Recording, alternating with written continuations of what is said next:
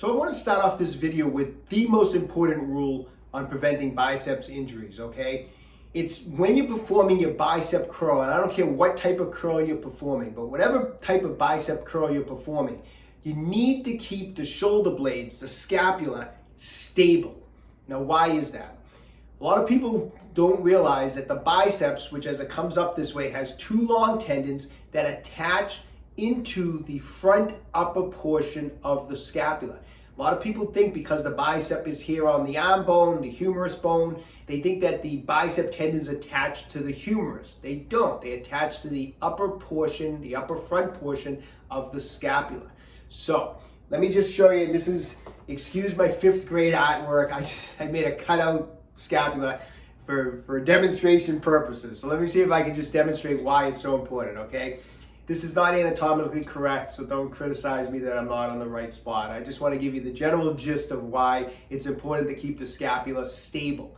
So if these are your two bicep tendons attached to that front upper portion of the scapula, and your bicep tendons are coming down, and say my fist is about where the belly, the muscle belly of the biceps is, okay? So we have these two long tendons. You're going to be contracting this bicep when you do a curl, correct? So you're flexing the elbow, the bicep is contracting.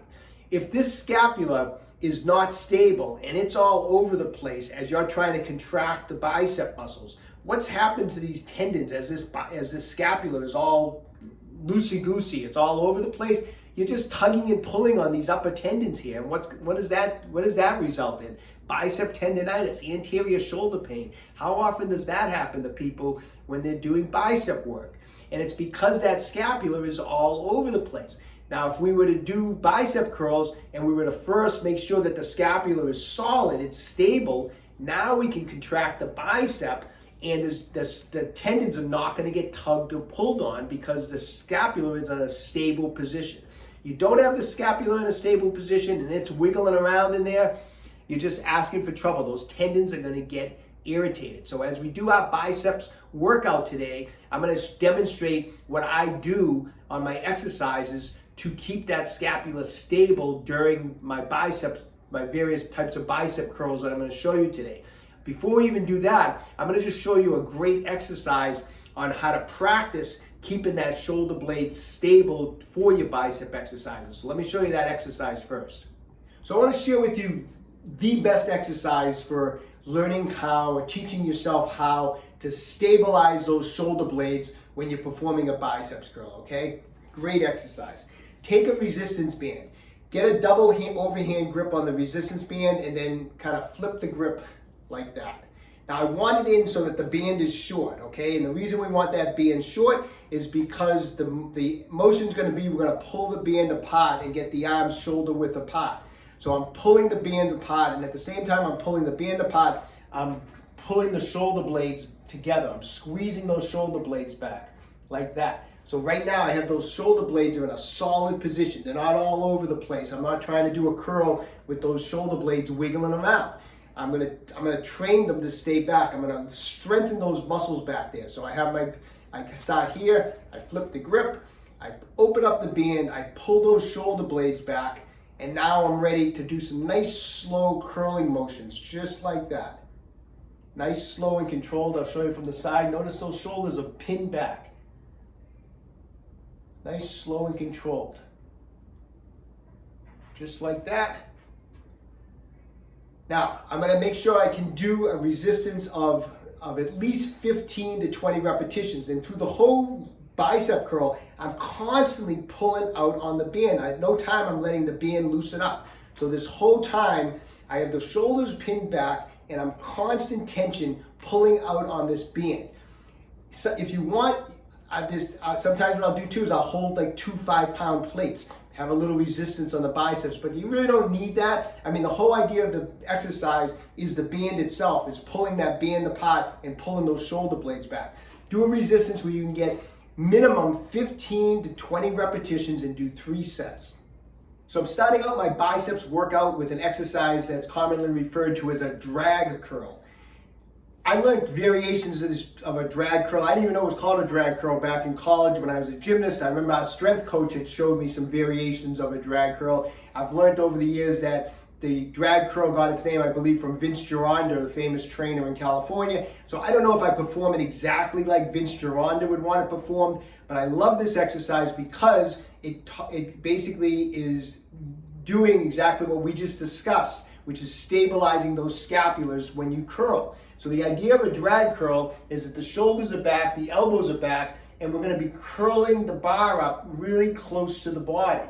And we're going to bring it all the way up to the base of to the top of the sternum, kind of base of the neck where we squeeze, and then we're going to let it drag down the bottom in a nice, slow, controlled manner. So the beauty of this exercise is that the scapulars are locked into position, okay? So I'm going to show you a set of drag curls, and then I'll try to show you from another angle.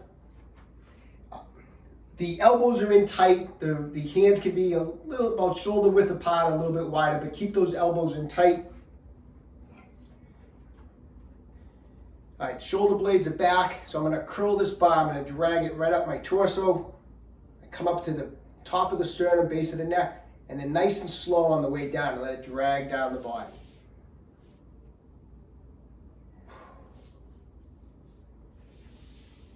So it makes for an incredible burn on the biceps.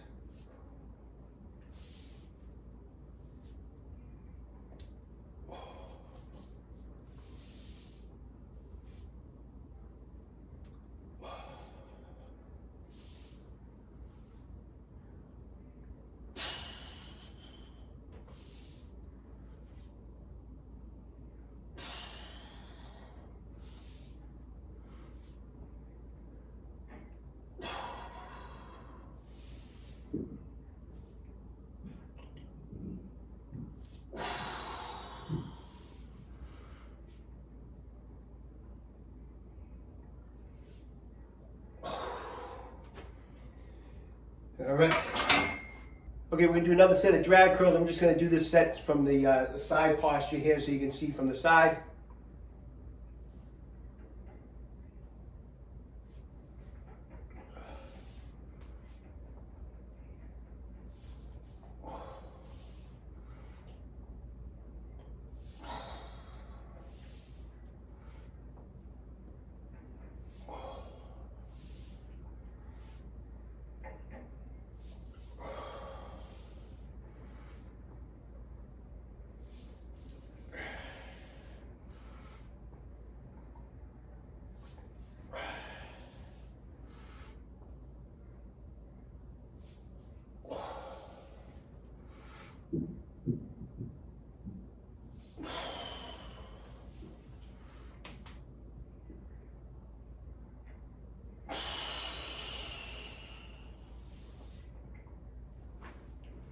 Okay, so I finished up on the drag curls. I actually ended up doing 5 sets, a set of 12, 3 sets of 10, and a final set of 12. Now we're moving on to incline dumbbell curls. Before we do, let's talk a couple more injury prevention rules.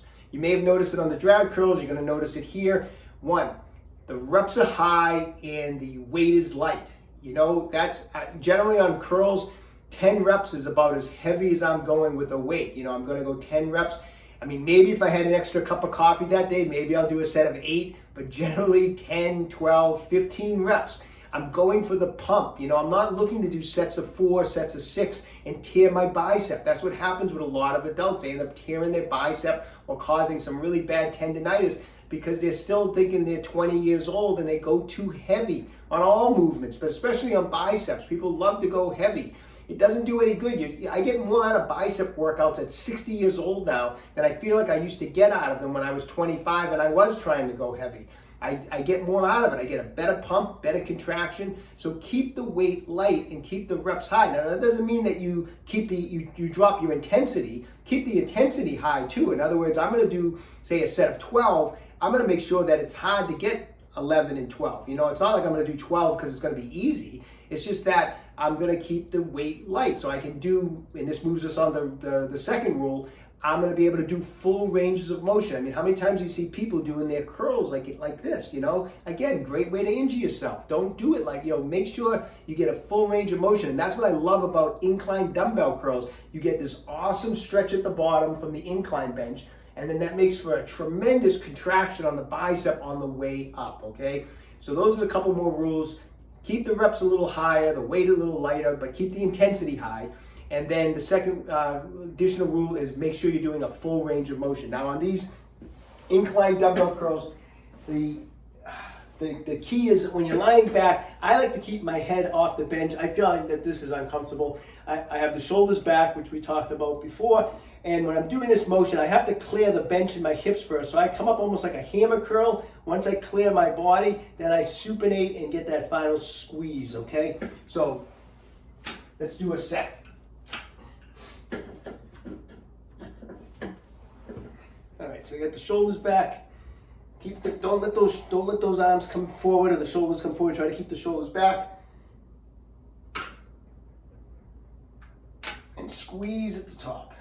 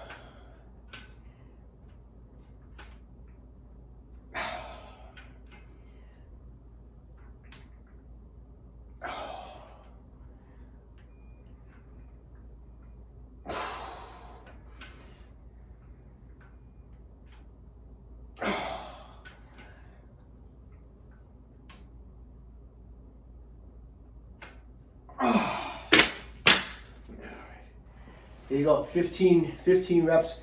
Let's move on to another set. Okay, so got 5 sets in of those incline dumbbell curls. Did 15, 12, 12, 12, 15. Got an awesome pump on that. Now we're gonna finish up with some standing alternating dumbbell curls. So a couple things about this exercise. One, when you're doing dumbbell work, alternating especially, it's very easy to let those shoulder blades go all over the place, which goes against rule number 1. So really concentrate on keeping those shoulder blades back whenever you're doing alternating dumbbell curls, okay? The second thing, and this is just a little trick I've been doing for years on alternating dumbbell curls or any type of dumbbell curl. When you're curling a weight, I'm gonna just show you on a regular dumbbell. Obviously there's 2 things to be concentrating on. You're flexing the elbow and then you have to supinate the forearm in order to get that full bicep contraction. And when you do that with a regular dumbbell, as soon as you do this, it kind of flops over, right? I mean, there's kind of like the supination, you get some of it here and then you lose it because of the even distribution of the weight.